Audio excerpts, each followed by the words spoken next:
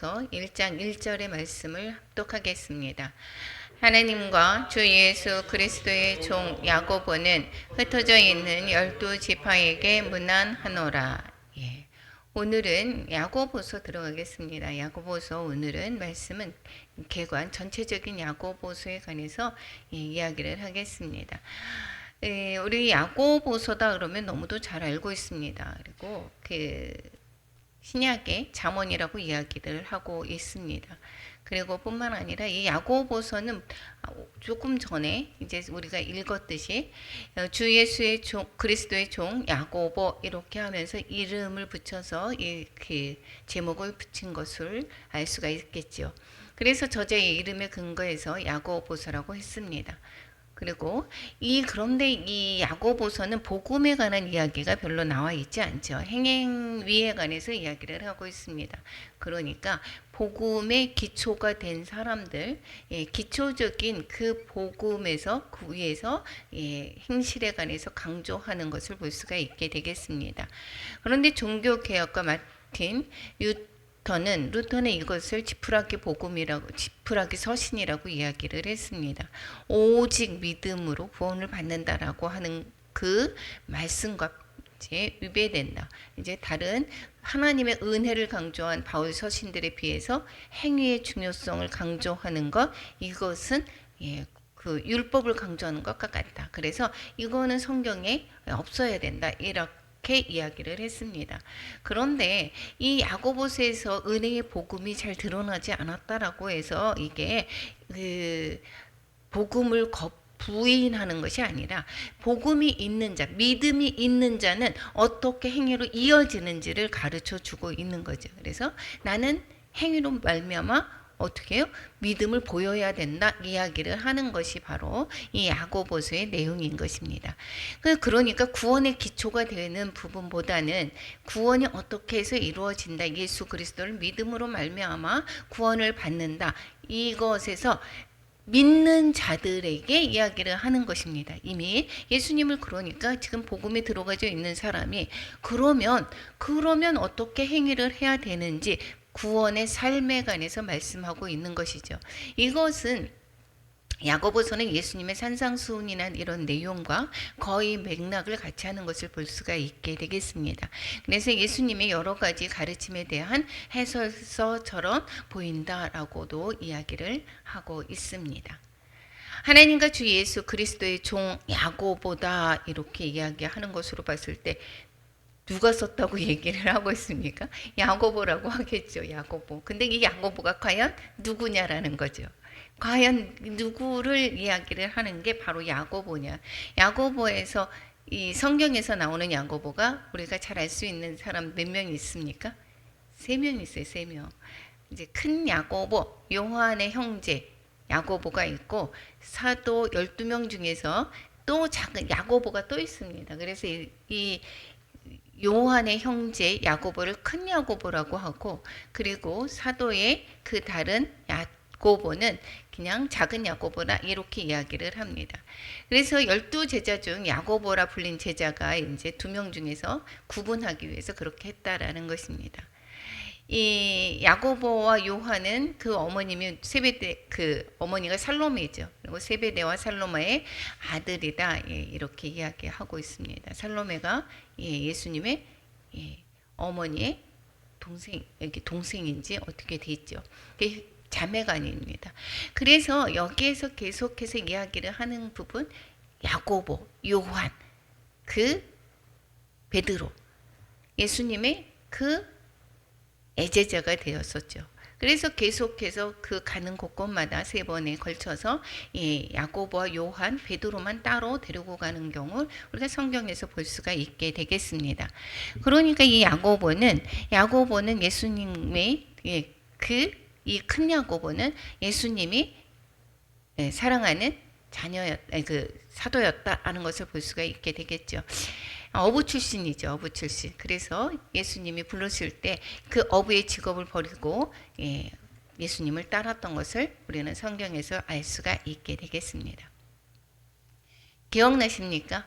살로모의 어머니가 예수님이 이제 그 종종 이렇게 시종을 드는데 계속해서 쫓아다녔다라는 그 분이시고, 또 뿐만 아니라 예수님의 그 왕국에서 그분의 왕국이 이제 이루어지면 하나는 우편에 하나는 좌편에 왼쪽에 앉게 해달라고 부탁한 로비리스트로 우리가 기억하고 있죠. 그래서 이분의 그래서 이제 이렇게 말을 하고 나니까 다른 제자들이 막 화를 냈다 이렇게 하는 그 기록을 우리는 알 수 있습니다. 이 큰 야고보는 변화산에서 주님의 변화된 모습도, 변화산에도 베드로, 요한, 야고보 다른 제자들은 밑에 있었고 이때 올라갔었죠. 그래서 저만침 떨어져서 기도하고 있었습니다. 거기에서 예수님이 변화된 모습도 보았습니다. 그리고 이 사마리아 사람들이 그분을 받아들이지 않자 어떻게 하늘에서 불을 내려 그들을 죽일까요? 이렇게 했던 그러한 야고보 였습니다. 그래서 이제 천둥의 아들, 우리의 아들이라고 별명이 붙여져 있습니다. 그러니까 베드로와 함께 제자들 가운데 가장 큰 영예를 누렸던 그러한 제자였다라는 것을 알 수가 있게 되겠습니다.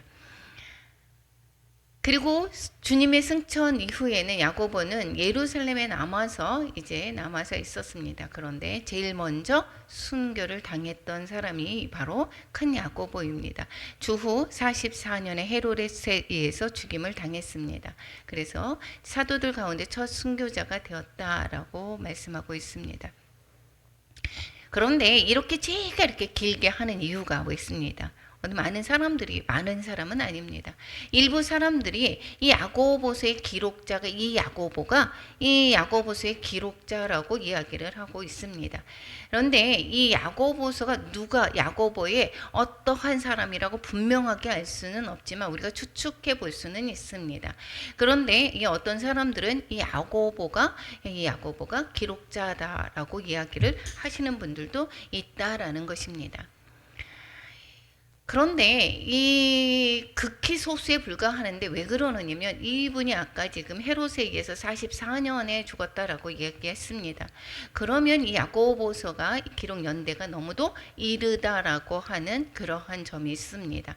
그래서 이게 AD 44년에 그 이후에 쓰여질 것으로 보고 있습니다.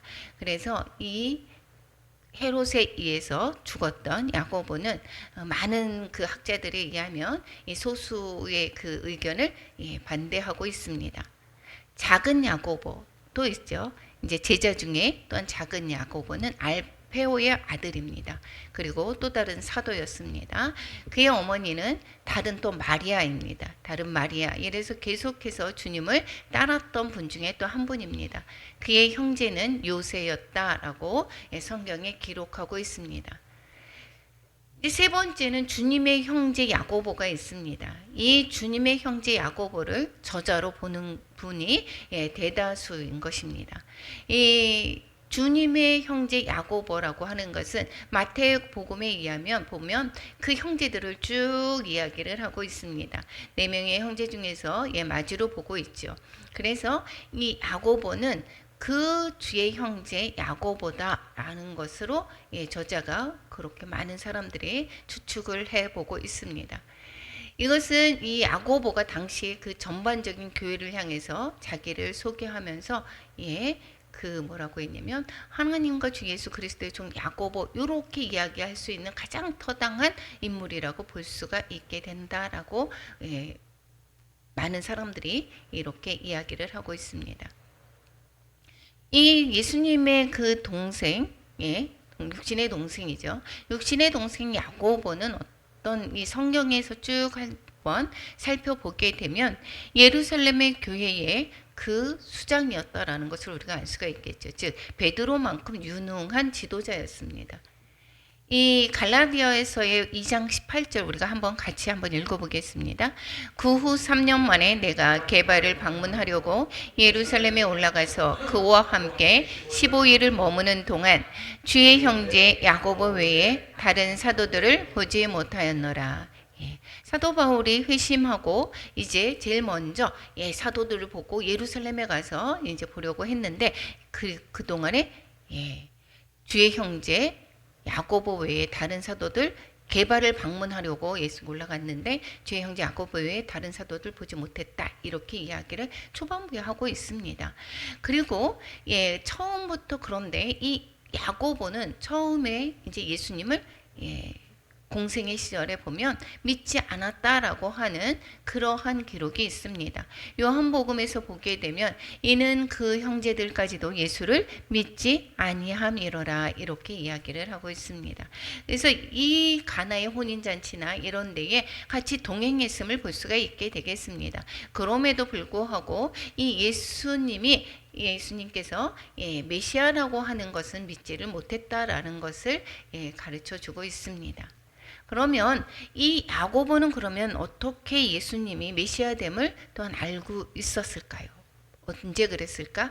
부활한 뒤에 승천하신 주님을 뵙고 난 후에 회심했던 것을 알 수가 있게 되겠습니다. 그래서 부활하시고 나서 고린도전서에서 보면 15장 7절에서 보면 그 후에 야고보에게 보이셨으며 그 후에 모든 사도에게와 이렇게 이야기를 합니다.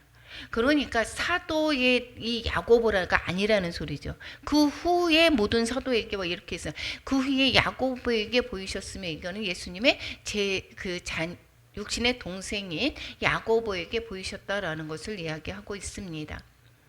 뿐만 아니라 여기 그 예수님이 부활하시고 이제 부활하시고 여기에서 예루살렘을 떠나지 말고 오직 그 성령이 임할 때까지 기도에 힘쓰라라고 했을 때에 예루살렘을 떠나지 말라라고 했을 때에 여기에서 예수의 아우들과 더불어 마음을 같이 해서 오로지 기도에 힘쓰더라. 여기에 예수님의 어머니 외에 예수님의 아우들도 그곳에 있었다라는 것을 볼 수가 있게 되겠습니다. 그러니까 성령의 충만함을 받았을 때 오순절에 여기에 있었다라는 거죠.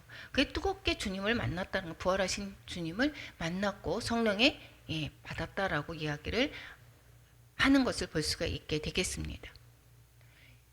여기에서 예수의 아우들과 더불어 예수님이 부활하시고 나서 주님이 메시아됨을 알지 못했다라고 하면 거기에서 기도할 리가 없게 되겠죠. 예수님의 그 동생들도 부활하신 주님을 보고 나서는 메시아됨을 알았다라는 것입니다.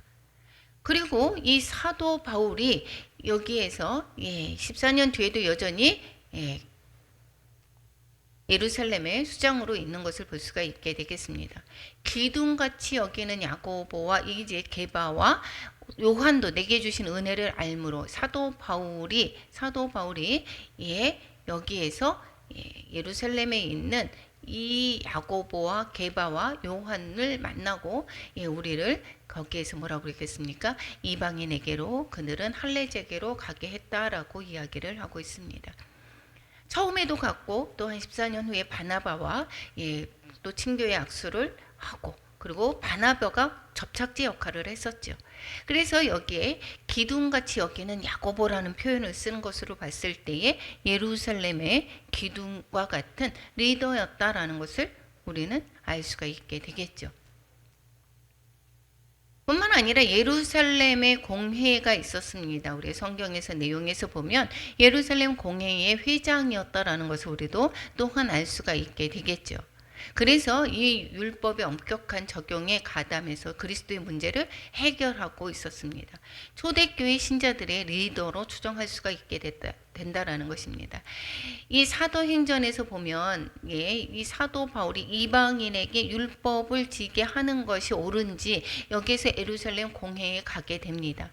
거기에서 이제 이야기를 하죠. 그래서 이 15장 12절에 보면 바나바와 바울이 이제 하나님께서 자기들로 말미암아서 이방인들 중에서 많은 표적과 기사가 이제 일어났었다. 그리고 많은 복음을 전했다. 근데 그들에게 그렇게 그 율법을 지어야 되는가 이것을 할 때에 13절에서 보면 뭐라고 얘기합니까? 형제들아 내 말을 들으라. 이제 결정을 누가 합니까? 야고보가 합니다. 그리고 거기에서 이방인에게서 19절 20절은 같이 한번 읽어보겠습니다. 그러므로 내 의견에는 이방인 중에서 하나님께로 돌아오는 자들을 괴롭게 하지 말고 다만 우상의 더러운 것과 음행과 목매여 죽인 것과 피를 멀리하라고 편지하는 것이 옳으니. 이 지금 야고보가 요게 쪽이 제일 중요합니다. 요 내용이 이방인에게 돌아올 때 괴롭게 하지 말아라. 우상의 더러운 거. 그러니까 이방인도 주의 복음을 전해줬다라고 하는 것을 인정을 하게 되었었죠. 그리고 그들에게 우상의 더러운 거, 음행, 목매어 죽인 거, 피 멀리하라고 하고 율법을 다 그렇게 무겁게 지게 하지 말아라 라고 결정을 했던 것을 알 수가 있게 되겠습니다. 왜 이 얘기를 하는지 뒤에 한번 또 이야기를 하겠습니다. 바울이 3차 전도 여행을 이제 마치고 나서 예루살렘에 예루살렘의 형제들을 돕기 위해서 헌금을 마련을 하죠. 그리고 예루살렘을 방문합니다. 그랬을 때에 야고보를 만난 것을 볼 수가 있게 되겠습니다. 그래서 야고보를 만나가지고 거기에서 지금 이 사도 바울에게 조언을 합니다. 바울에게 정결 예식을 행하라고 조언했는데 그 많은 사람들 중에서 한 사람이 바로 야고보였다라는 것입니다. 그래서 이 사도 바울이 많은 구제 헌금을 걷어서 이 이방인에게 걷었던 그 구제 헌금을 예루살렘에 있어 보냈고 그 유대인들이 그것을 받는다라고 하는 것은 그러면 이방인들이 그리스도로 또한 왔다. 예수 그리스도를 믿는 것을 인정한다라고 하는 것을 볼 수가 있게 되겠죠. 그래서 예수 그리스도 안에서 이방인이나 헬라인이나 유대인이나 다 하나가 되기를 바랬던 마음이었습니다. 그래서 여기에 왔을 때에 이 유대인들의 반발이 되게 심했죠. 이 사도 바울이 오직 믿음을 하고 이방인에게 믿음으로 말미암아 구원을 받게 한다라고 하는 그것을 가지고 반란이 있을 수가 있으니까 너희가 오히려 결례를 행하라. 그리고 그들을 위해서 그리고 그들을 데리고 함께 결례를 행하고 그들을 위해서 비용을 내어 머리를 깎게 하라. 그렇게 했던 그 조언을 했던 사람이 바로 야고보였다는 것을 알 수가 있게 되겠습니다. 이제 바울이 안디옥 교회에서 그 복음을 전했었죠. 거기에 게바가 잠시 머물렀습니다. 그런데 이 갈라디아서에서 보면 이 책망받을 게바를 책망했다라는 이야기를 하고 있습니다. 왜 책망했느냐? 야고보에게서 온 어떤 이들이, 즉 이 소리는 무엇이냐면 야고보가 예루살렘의 수장으로 있었다라고 얘기를 하는 것이고, 야고보에게서 이게 뭐 어떤 이들이라고 하는 것은 사절단을 보냈다라는 것을 알 수가 있게 되겠습니다. 그래서 게바가 이방인과 함께 먹다가 그들이 오면서 할례자들을 두려워해서 이제 피했다, 이 이야기를 하면서 그때에 자신도 유대인답게 복음으로 살지 않은데 이방인에게 어떻게 그렇게 복음을 전할 수 있느냐, 그래서 책망했다라는 이야기가 있습니다. 그래서 이 예루살렘 교회에, 예루살렘에 이 야고보는 그 기둥과 같고 큰 그러한 리더로 계속해서 있었던 것을 알 수가 있게 되겠습니다. 베드로가 감옥에 갇혔던 사건이 있었죠. 그래서 감옥에서 이제 풀려났습니다. 주님이 일어나라 그래서 나왔습니다. 그 사람들이 다 놀랬었죠. 그랬을 때에 마가라는 집에 갔습니다. 그 사람들이 거기에 모여서 여기에서 기도하고 있었는데 이 문을 두드리기에는 그 베드로가 잘못 알았겠지, 이렇게 생각을 했겠죠. 그랬다가 이 베드로가 이제 나온 것을 알았습니다. 그런데 이 베드로가 이제 그 옥에서 나오게 되면서 다른 데로 갔는데 야고보와 형제들에게 이 말을 전하라, 내가 나온 것을 이야기해라 라고 이야기를 합니다. 그러니까 이 야고보는 그 예루살렘이나 이 모든 전반적인 것에서 여기에서 가장 큰 역할, 즉 리더로서의 역할을 했던 것을 볼 수가 있게 되겠고, 이 야고보에게 보고하고 이 야고보는 또한 다른 곳에 있는 그 많은 사람들에게 또한 사절단을 보내기도 하고 그 상황을 또한 수렴해서 또한 그 이야기를 하는 것을 결정하고 이러한 것을 하는 것을 볼 수가 있게 되겠습니다. 이 야고보는 AD 62년경에 순교한 것으로 추정하고 있습니다. 이 요세푸스의 그 고대사에서 이제 그 순교 이야기가 나오는데, 이것은 안나스, 사두교파의 안나스의 아들, 이제 즉 예수님이 돌아가셨을 때 안나스가 대제사장이었었죠.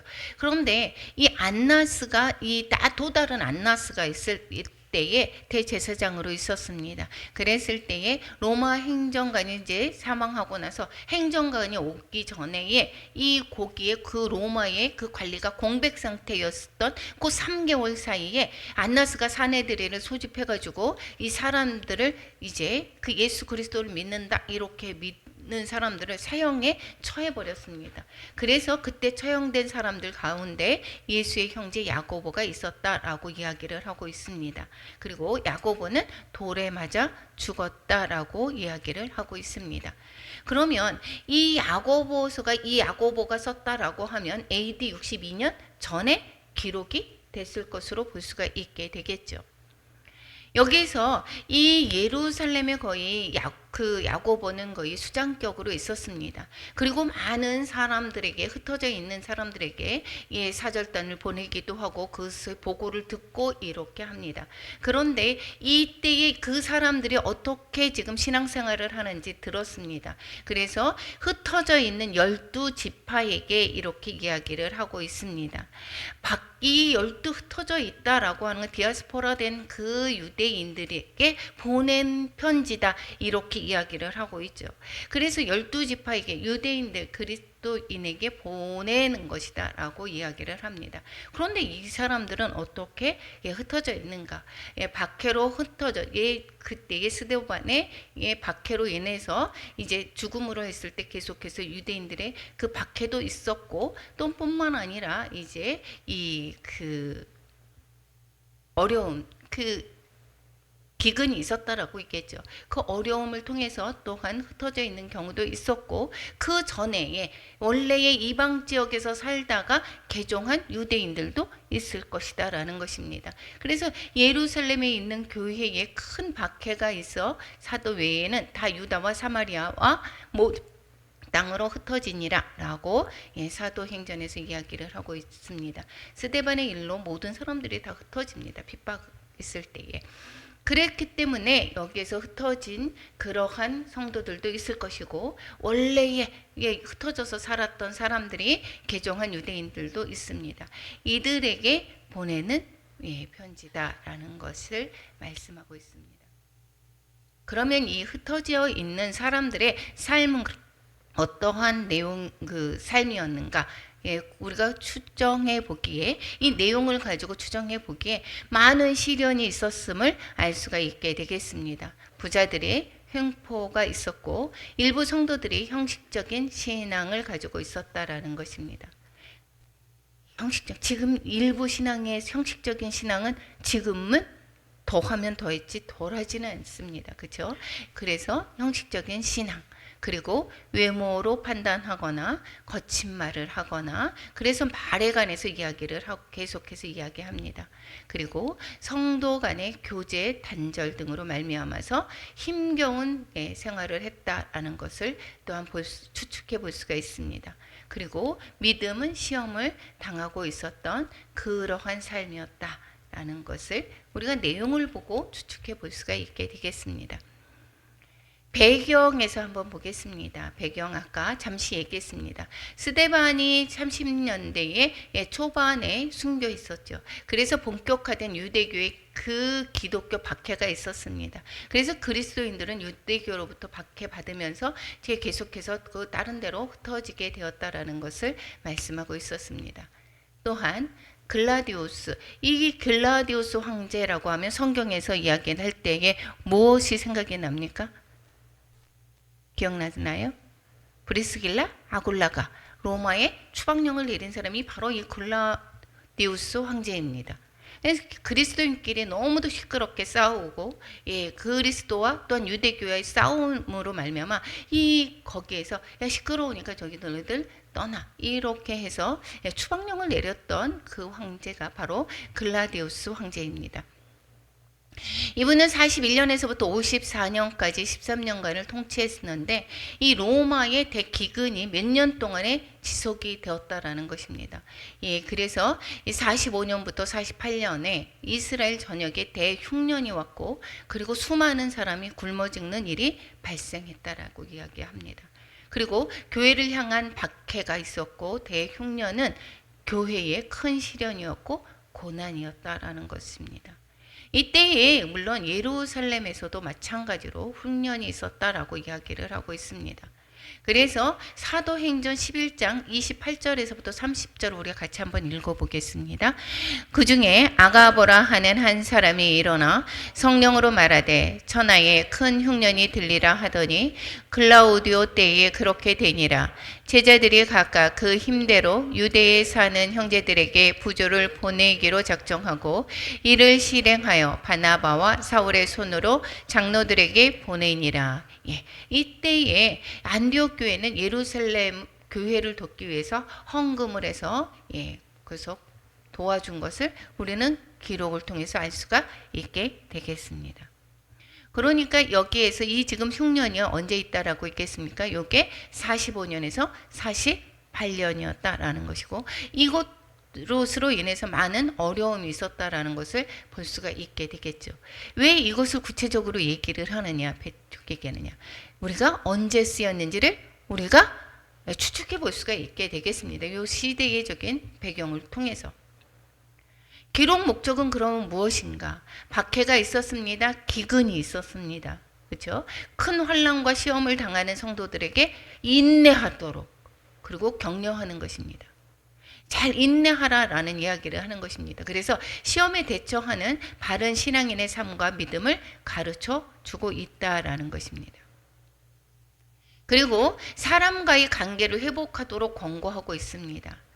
그리고 살아있는 믿음과 죽은 믿음을 대조를 하고 있습니다. 죽은 믿음은 삶의 변화를 가져오지 못한다라고 이야기를 하고 있죠. 나는 내 믿음을 보여라. 나는 행동으로 내 믿음을 보이겠다라고 이야기를 하지 않습니까? 그래서 기록 연대를 추측해 보겠습니다. 기록 연대가 어느 때라고 여기가 볼 수가 없습니다. 이 저자도 마찬가지로 다른 그 이견이 있었던 것처럼 이 기록 연대도 우리 그 다른 사람들이 이 모든 학자들이 보면 갈리는 경우가 있습니다.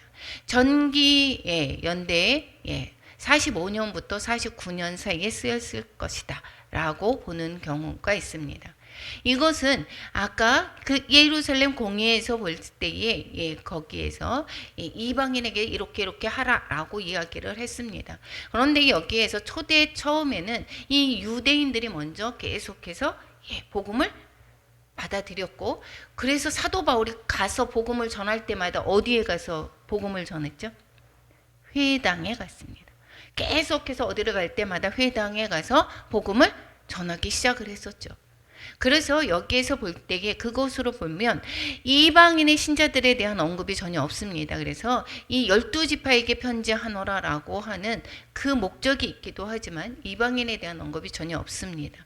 그리고 49년에 열렸던 예루살렘 공회 이전에 쓰여졌다. 그래서 쓰여졌다고 하는 그러한 견해입니다. 그리고 또 이방 그리스도인의 그 대집단에 대해서나 이방인에 관한 문제에 대해서 아무런 언급이 하지 않았다라는 이 유대인에게 보내기는 하지만 이방인에 대해서는 아무런 언급이 없던 것을 볼 수가 있게 된다. 그래서 이 전반기에 쓰이지 않았을까라고 추정을 하고 있습니다. 뿐만 아니라 회당에서 계속해서 이야기를 하고 있습니다. 회당이 아직 교회였던 시기라는 것을 볼 수가 있게 되겠습니다. 그런데 회당에서 계속해서 복음을 전하다가 사도 바울이 어떻게 합니까? 계속해서 부딪히다가 보니까 따로 가정교회를 세우지 않습니까? 그래서 이제 후반부에는 가정교회로 회당에서가 아니라 교회에서 가정교회인데 여기에는 회당이라고 이야기하는 것으로 봤을 때에 그런 이제 그 전반기 45년에서 49년에 쓰여질 것으로 보는 견해가 대다수입니다. 후기, 그래서 초기 이 서신이다라고 이야기를 합니다. 후기에 쓰여졌다, AD 60년경에 쓰여졌다라고 하는 또한 일부, 또한 많은 사람들이 있는데 이것은 어떠한 근거에서 그랬느냐 하면은 이 로마서를 통해서 이신칭의 교리를 가르쳤습니다. 사도 바울이. 갈라디아서에서도 마찬가지로 믿음으로 말미암아 구원 얻는다라고 얘기했습니다. 오직 믿음을 강조했습니다. 그러다가 보니까 이 교리를 잘못 받아들여서 여기에서 생활 속에서 믿음을 잘 적용하지 못했다라는 것입니다. 그래서 잘못된 길로 빠지는 경우가 너무 많았다. 그런데 이 사도 바울은 계속해서 이신칭의를 이야기하지만 후반부에는 계속해서 구원의 삶을 이야기를 합니다. 그런데 이 앞에 부분에 너무 강조를 하는 것은 그때의 유대인들이 계속해서 율법을 지켜야 돼, 할례를 행해야 돼, 이러한 것으로 계속해서 이야기했기 때문에 그거에서 반해서 거짓 교사들의 속임에 넘어가지 마라. 그래서 이신칭의를 계속 강조했던 것이죠. 그런데 후반부에서는 계속 구원의 삶에 관해서도 사도 바울이 계속 이야기합니다. 그런데 이 잘못 받아들인 사람들이 또 믿음만이 구원이다, 믿고 나서는 행위가 따르지 않은 모습을 보고, 그래서 이 믿음의 생활적인 측면을 가르쳐야 할 필요성을 느꼈다. 그래서 이 야고보서를 썼다고 하는 견해입니다. 그러니까 로마서가 57년경에 쓰여졌기 때문에 야고보서는 야고보가 62년에 주었다고 얘기했었죠. 그러니까 62년 전, 즉 60년경에 쓰여질 것이다라고 보는 견해도 있다라는 것입니다. 그래서 그런데 이 많은 부분 전반기를 이야기하는 것을 알 수가 있게 되겠습니다. 이 야고보서의 주제는 그러면 무엇인가? 믿음과 행위의 관계다라는 것입니다. 믿음이 있다라고 하는데 행위가 따라지지 않는다라면 그것은 바른 믿음이 아니다, 믿는 것이 아니다라는 것입니다. 그래서 그리스도와 죄 구원 문제 등에서 대해서 다루고 있습니다. 내가 예수님을 믿었는데 행위가 변하지 않았다, 이것은 바로 온전한 믿음이 아니다라고 이야기를 하는 것입니다. 고난에 관해서도 이야기를 하는 것으로 알 수가 있는데 이것은 그래서 고난을 잘 인내하라 이야기하고 순수한 믿음은 행위로서 또한 이어져야 된다라고 하는 것이 이 핵심어입니다. 그래서 당시의 박해 그리고 이단 사상과 연관되어져서 이러한 말씀을 하고 있습니다. 특징입니다. 행위와 도덕에 관해서 언급합니다. 그래서 신약의 잠언서라고 이야기하기도 합니다. 실천의 중요한 실천을 강조를 하고 있습니다. 반대로 이것이 신앙을 강조하는 것입니다. 신앙을 무시하는 것이 아니라 실천 없는 신앙이 허구이다라는 것을, 그 허구와 형식을 비판하는 것입니다. 너희가 행실이 변하지가 않았는데 너희가 믿음이 있다라고 하는 것은 잘못된 믿음이다라는 것이고, 이것은 바로 허구이다라고 이야기를 하는 것입니다. 그리고 가난한 자, 힘없는 자들에게 관심을 가져야 된다. 그리고 가난한 이웃을 돕지 않는 것을 모순임을 지적합니다. 그리고 야고보의 성격이 아까 뭐라고 했습니까? 우레의 아들, 천둥의 아들, 이렇게 별명이 있었다라고 얘기했죠. 그래서 이 독특하고 이 문장이 강한 문체를 쓰고 있다라는 것입니다. 그래서 문체가 엄격하고 단호하고 짧고 가감하고 신속하다. 이것은 이 야고보의 성격과 일맥상통한다라는 것입니다. 그리고 율법적인 것 같아 보이지만 율법과는 다릅니다. 이것은 모세의 율법이 아닙니다. 그리고 사람의 율법, 그리스도 사랑의 율법입니다. 그래서 기독교의 생활 방식을 강조한 그 책이다라는 것입니다. 그 야고보서는 이제 그 몇 장까지 있습니까? 몇 장까지 있어요? 5장까지 있습니다. 5장까지. 예, 5장까지 있는데 1장의 그 초반부에는 시험에 대한 격려와 교훈을 하고 있습니다. 그래서 18절까지 있고 1장의 이제 후반부 19절에서부터 예, 마지막 5장까지는 온전한 믿음과 실천에 관해서 이야기합니다. 그래서 예, 19절에서부터 27절 즉 1장에서는 말씀과 참된 경건에 관해서 말씀하고 있고 2장에서는 예, 외모로 사람을 취하지 말라.